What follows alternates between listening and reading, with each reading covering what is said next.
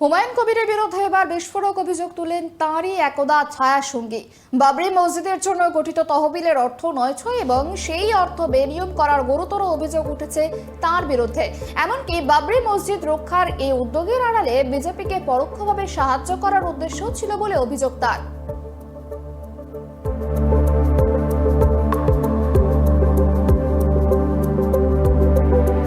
Minute 10-15 মিনিটের মধ্যে অ্যাকাউন্টের লিমিট এক্সেস হয়ে গিয়েছিল এবং উনি অ্যানাউন্স করেছিলেন আর এই অ্যাকাউন্টে টাকারা স্ক্যান করবেন না।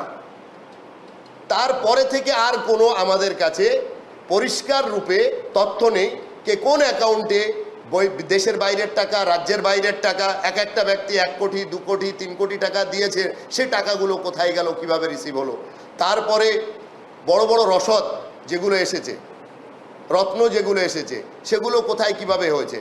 মূল কথা হলো একটা সমাজ এবং মুসলিম জাতির সমষ্টিগত দান নিয়ে বা ত্রাণ নিয়ে বা সহযোগিতা নিয়ে কিছু কর্ম করতে গেলে যে বিভাগ বা যে গঠনমূলক একটা টিম অর্গানাইজ করতে হয়, সেটা ওনার কাছে তখনও ছিল না, এখনও নেই।